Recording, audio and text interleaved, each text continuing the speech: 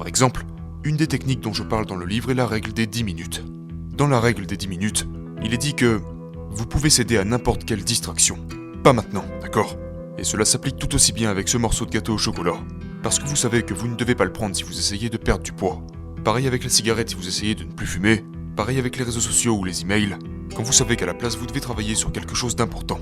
Donc la règle des 10 minutes dit que je pourrais céder à cette distraction, mais seulement dans 10 minutes à partir de maintenant. Et la première chose que les gens disent quand ils entendent parler de cette règle, c'est « Mais pourquoi ne dites-vous tout simplement pas non? Mais pourquoi ne vous en privez-vous pas tout simplement complètement? Pourquoi avez-vous besoin de cette règle idiote? Vous savez, à la place de simplement s'abstenir. » Malheureusement, ce que nous savons de la recherche littéraire, c'est que l'abstinence se retourne souvent contre vous lorsque vous vous dites « Non, ne fais tout simplement pas ça. » Puis on se prend la tête. Exactement. Pourquoi on se prend la tête? Parce que cette technique que vous connaissez, la technique d'abstinence totale, c'est comme tirer sur un élastique. Si vous avez un élastique, et que vous tirez dessus, et que vous tirez, au bout d'un moment, vous ne pouvez plus tirer et l'élastique va casser. Sauf que ça ne va pas seulement revenir là où vous avez commencé à tirer, non, ça va ricocher à travers la pièce. Cette tension qui s'accumule devient elle-même un déclencheur interne et ironiquement, quand nous y cédons, nous renforçons le comportement précis que nous essayons d'éviter.